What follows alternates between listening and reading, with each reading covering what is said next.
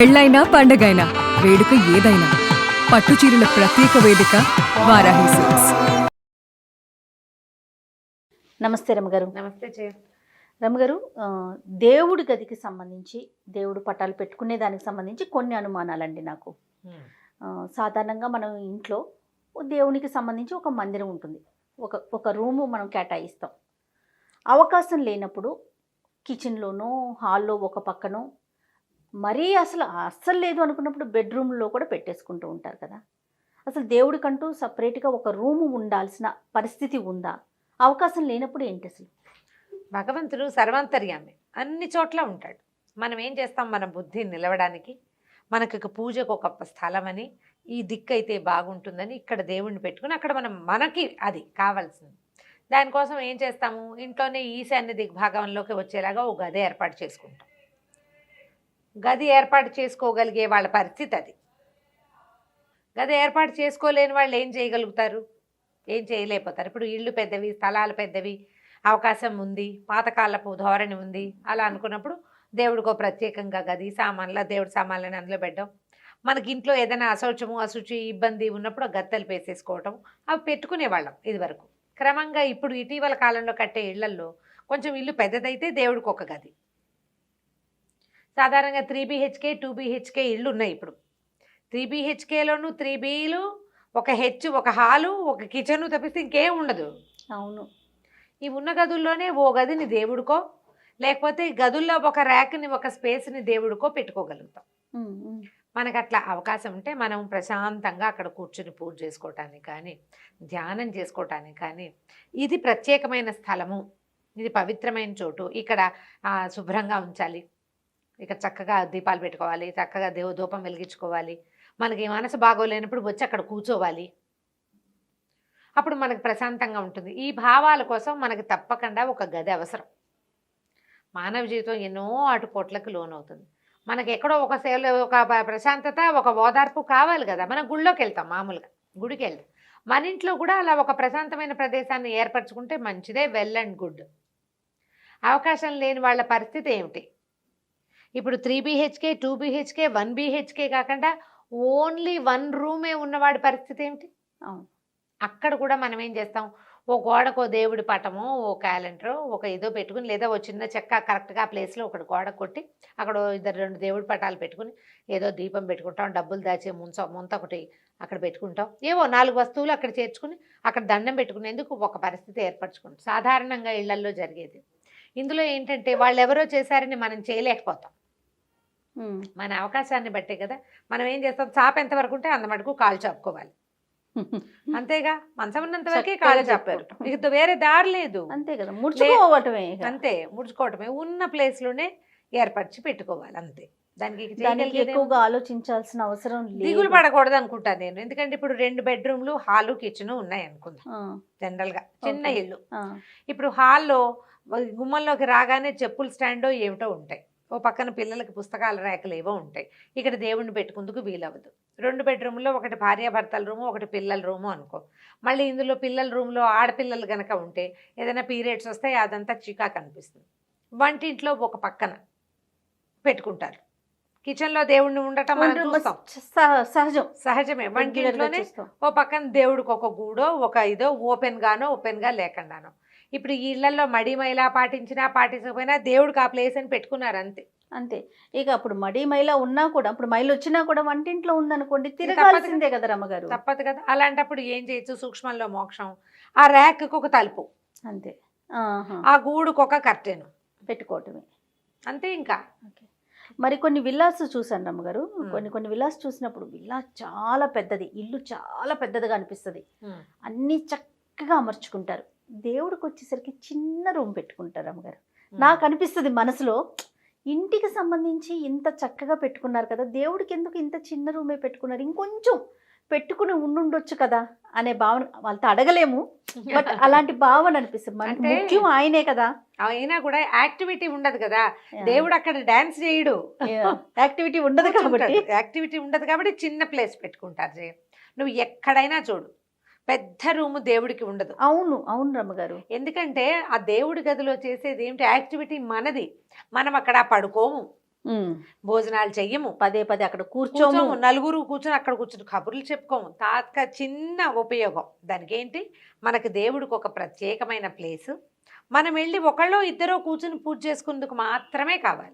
ఈ విషయం నాకు ఎప్పుడు, మీరు చెప్పిన విషయం ఎప్పుడు అనిపించిందంటే, ఎక్కువ పటాలు పెట్టుకోక్కర్లేదు, చక్కగా మనకి ఎవరో ఇష్టదైవం 1-2 ఫోటోలు పెట్టుకొని తక్కువగా పూజ, అంటే ఈ వస్తువులు తక్కువగా ఉంటే సరిపోతుందని ఒకసారి మీరే నాతో అంతే ఒక వీడియోలో చెప్పారు కదా. అప్పుడు అనిపించింది, ఓహో అందుకనే చిన్న రూమ్ అయినా పర్వాలేదు అని వెళ్ళిపోయారేమో, అట్లా పెట్టుకున్నారేమో. పెద్దది పెడతావు, ఇదంతా నింపాలి, ఇన్ని పటాలు రోజు శుభ్రం చేయాలి, అది చేయాలి, ఇది చేయాలి. తర్వాత ఏమో వారా వీర అందరూ పట్టుకొచ్చి ఇస్తూ ఉంటారు, అవన్నీ వేరుస్తామా. పైగా ఈయనకో స్తోత్రం, ఆయనకో శ్లోకం, ఆవిడకొక అరటిపండు, ఈయనకొక బెల్లం ముక్క, ఇవన్నీ చెయ్యొద్దు, చేయకపోతే ఏమైపోతుందో అని భయం. అవును, అదో భయాలు. అవును. మా ఇంట్లో 4 దేవుళ్ళు ఉన్నారు, వినాయకుడికి ఇచ్చేసి, విష్ణుమూర్తికి ఇచ్చేసి, పార్వతీదేవికి ఇచ్చేసి, ఎన్ని చేస్తావు, నీకు అంత సమయం ఏది? అందరికీ కలిపి ఒక ప్రార్థన చేయలేం మనం. వినాయకుడికి వేరే స్తోత్రం ఉంది, వెంకటేశ్వర స్వామికి వేరే స్తోత్రం ఉంది, విష్ణుమూర్తికి ఒక స్తోత్రం ఉంది. నా మటుకు నేను కూడా విష్ణుమూర్తికి వేరు నాకు నోట్లో ఉంటాయి కదా. విష్ణుమూర్తికి వేరు, వెంకటేశ్వర స్వామికి రోజు వజ్రకవచం. మనకి ఇక్కడ సెపరేట్ ఉందా రమ్మగారు రూమ్? రూమ్ సెపరేట్ లేదు, మాది కూడా 3 BHKనే, 3 బెడ్రూమ్లు, హాలు, కిచెన్. హాల్ బాగా పెద్దది మాది, రూములు ఒక రవ చిన్నవి. 3వ బెడ్రూమ్ ని మేము దేవుడికి ఇచ్చేసాం. అదేలే, అందులో మా యాక్టివిటీ ఏం లేదు. 2 పెద్ద పెద్ద ర్యాకులు ఉన్నాయి, సామాన్లు పెట్టుకుంటారు, దుప్పట్లు గిప్పట్లు అందులో పెడతాం. కానీ కొన్ని సామాన్లు బాగా అసలు వాడకుండా ఉండే వాటిని అందులో పెడతాం. దేవుడి మందిరం ఒకసారి నా మందిరం ఫోటో తీసి ఇచ్చాం కదా, ఆ మందిరం ఆ రూమ్ లో ఉంటుంది. మేము యాక్టివిటీ ఏం లేదు అందులో. పొద్దున పూట ఆయన జపం చేసుకోవడానికి, నేను పూజ చేసుకోవడానికి, మా దసరా 10 రోజుల పూజలు. ఇంకా మీరు, నేను రామకోట రాసుకోటాలు అని అక్కడే కూర్చుంటాను. వెళ్ళకుండా ఉంటారా? వెళ్ళను. తర్వాత ఏమో అది తప్ప ఇంకా ఆ గదిలో మేము ఏమీ చెయ్యం, యాక్టివిటీస్ లేవు, ఏ యాక్టివిటీ లేదు. 3వ బెడ్రూమ్, దానికి టాయిలెట్ అటాచ్డ్ కాదు, హాల్లోకి ఉంది. అటాచ్డ్ టాయిలెట్ లేని దాన్నే మేము దేవుడి కోసం పెట్టుకున్నారు. పూజ గది లేదు కాబట్టి, ఇంకా మా పిల్లలకి పెళ్లిళ్ళు గిళ్ళిళ్ళు రాలేదు కాబట్టి మా వరకు ఓకే సరిపోతుంది. మిగిలిన 2 బెడ్రూమ్లు, హాల్, కిచెన్ లో మేము సర్దేసుకుంటాం. మా దేవుడిది బెడ్రూమ్ పెద్దదే, 10x12 రూమ్, ఆయనకి పెద్దదే ఇచ్చారు. మరి రూమ్ 3వ రూమ్ ఉంది, 3వ రూమ్ ఆయనకి పెట్టేసాం. అమ్మ వాళ్ళ ఇంట్లో ఎట్లా ఉండేదండి? మాకు సెపరేట్ పూజ దేవుడి గది ఉండేది. మాకు మా పైగా మా ఎక్కువేమో కదా, మడి ఎక్కువ కదా. వంట గదిలోనే మాకు దేవుడు ఉన్నా కూడా మా గోల ఏంటంటే, మేము ఒకళ్ళు వంట చేస్తుంటే వేరే వాళ్ళు వెళ్ళడం మా పద్ధతి కాదు. పిల్ల జల్లా వెళ్ళరు వంటిళ్లలోకి. అప్పట్లో ఎవరు మడి కట్టుకున్నారో వాళ్ళే అక్కడ తిరిగేవాళ్ళు. గారు, దేవుడికి పెట్టే నైవేద్యాలు వండేటప్పుడా, లేకుంటే మామూలుగా మనం ఏది వండుతున్నా ఇంకొకరు వెళ్ళకూడదు అట్లాంటి మొత్తం మడి అంత వంటంతా మడితోటే చేసేవాళ్ళ అమ్మ. ఆవిడ మడి కట్టుకునే వంట చేసుకునేది. ఏదైనా కరివేపాకు అవి కావాలంటే మనం గుమ్మం బయట నుంచి గుమ్మంలో పెట్టడమే కానీ, పిల్లలు వెళ్ళిపోయి వంటింట్లో ఇప్పట్లాగా తిరగడం, మంచినీళ్ళు ముంచుకోవడం, ఈ గోళ్ళు ఉండేవి కాదు. మా వంటింట్లో వంట, గోవింద పెట్టె, మా పెరమాళ్ళు పెట్టె, కోవిలాళ్ళవారు అంటారు, ఒక బాక్స్ అది. ఆ స్వామిని పర్యంకాసనం అంటే నిద్రపుచ్చేసాక పర్యంకాసనం చెప్పడం అంటే పవళింపు సేవ. పర్యంకాసనం, నీకు పక్క వేస్తాను స్వామి నిద్రించు అని మధ్యాహ్నమే చెప్తారు. సాపాటు భోజనాలు నైవేద్యం అన్నీ అయిపోయాక పర్యంకాసనం చెప్పాక తలుపేసేస్తారు. తలుపేసేసి హుక్కు, మా ఇంట్లో అంతే, మా పెదనాన్నగారి ఇంట్లో కూడా అంతే, హుక్కు పెట్టేస్తారు. పెదగోవింద పెట్టెని మూసేస్తారు. అర్చన జరుగుతున్నప్పుడు మనం ఎదురెళ్తాలు అవి కూడా మా ఇంట్లో ఉండేవి కదా. అందుకే నాకు ఎక్కడైనా సాలగ్రామాన్ని చూస్తే ఉత్సాహం. మా ఇంట్లో సాలగ్రామాల్ని నేను సంవత్సరానికి ఒకసారి కూడా చూశారు కదా. అర్చన జరిగేటప్పుడు పిల్లలు అటు ఇటు వెళ్తే మడిపోతుందని వెళ్ళొచ్చేవాళ్ళు కాదు. వండిన ఆహార పదార్థాలన్నీ తీసుకొచ్చి హాల్లో, తర్వాత ఇక్కడ నైవేద్యం అయిన తర్వాత మాకు పడవటిల్లు భోజనాలకు వేరే గది ఉంది. ఓహో, ఈ కూరలు తరిగి ఇవ్వటానికి వాటన్నిటికీ కూడా మాకు వెనకాల ఒక పెద్ద పెరడు, పక్కన పడవటిల్లు. ఎవరైనా ఆడపిల్లలు మిగిలిన వాళ్ళు ఎవరో ఒకళ్ళు పై వాళ్ళు కూరలు తరిగి ఇవ్వటము, ఏదైనా వస్తువు కావాలంటే వంటింటి గుమ్మంలో పెడితే అమ్మ లోపల తీసుకుపోయేవారు. మధ్యాహ్నాలు గోవింద పెట్ట మూసేశారు కదా, మధ్యాహ్నం కాఫీకి, సాయంత్రపు వంటకి ఎవరో ఒకళ్ళం వెళ్ళేవాళ్ళం. ఈ పిల్లలంతా వెళ్ళటం లేదు, మంచినీళ్ళు అన్నీ యువతలే ఉండేవి, పాలు, పెరుగు అన్నీ యువతల బండల్మరని ఒక పెద్ద అల్మర ఉండేది, అందులో పెట్టేసేవాళ్ళు, అందులో నుంచి వాడేవాళ్ళు. అక్కడ మడి లేదు. మడి ఖచ్చితంగా ఆ దేవుడు ఉన్న ఆ వంటింటికి మడి ఉండేది. పాతకాలపు ఇళ్ళు కదా అది. ఇప్పుడంత సిస్టమ్ ఏం లేదు, సిస్టమ్ మారి అయినా కూడా మా గోవింద పెట్టింది, మా కోవిలాళ్ళ వారు అలాగే ఉన్నాడు.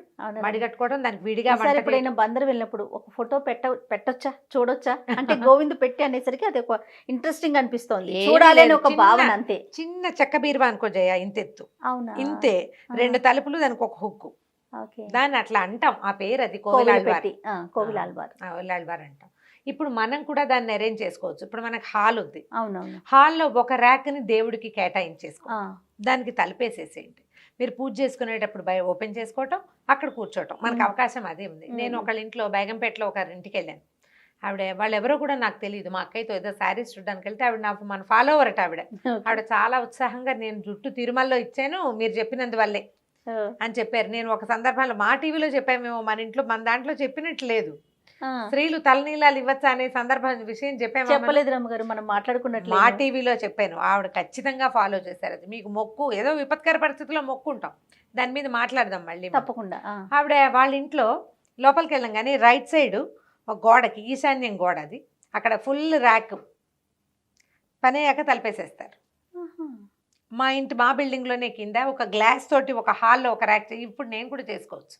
మాకేంటంటే కొంచెం మడి కట్టుకుంటాం కదా, హాల్లో ఉంటే ఎవరైనా వస్తే ఎదురవుతారని చెప్పి లోపల పెట్టుకున్నాం. కానీ హాల్లోనే ఒక గ్లాసు కబోర్డ్ లాంటిది చేంజ్ చేసుకుంది. జ్ఞానశ్రీ వాళ్ళ ఇంట్లో గ్లాస్ కబోర్డు చక్కగా ఉంటుంది, హాల్లోనే ఉంది, ఫుల్ గ్లాస్ మొత్తం.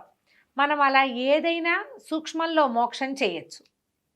మీకు దేవుణ్ణి అన్నీ కలపకూడదు, సెపరేట్గా ఉంచుకోవాలి, దేవుడికి ఒక ప్రత్యేకమైన స్థానం ఉండాలి, ఇలాంటి భావాలు ఉంటే ఒక ర్యాక్ని వదిలిపెట్టండి.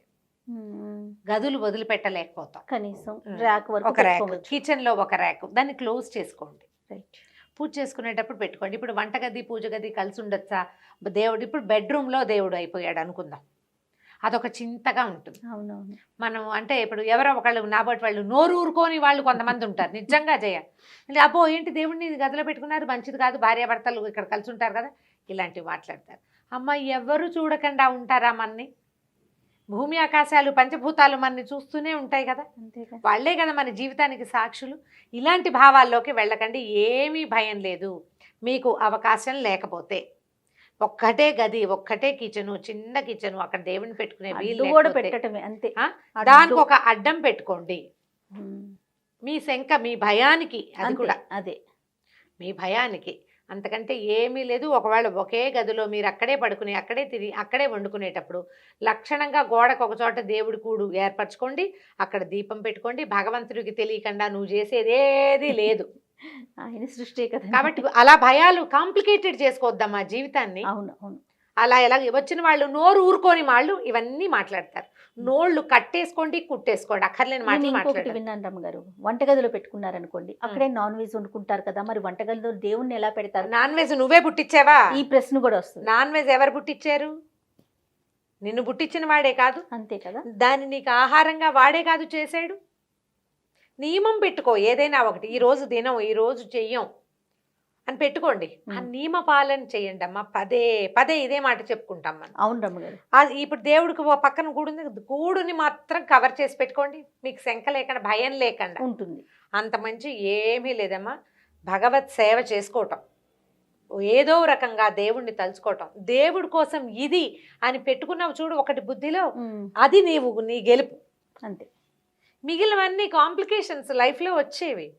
ఆయనకు ప్లేస్ ఇచ్చావు, ఒక సమయం ఇచ్చావు, ఒక పద్ధతి పెట్టుకున్నావు, చాలు, దాన్ని వదిలిపెట్టబోక.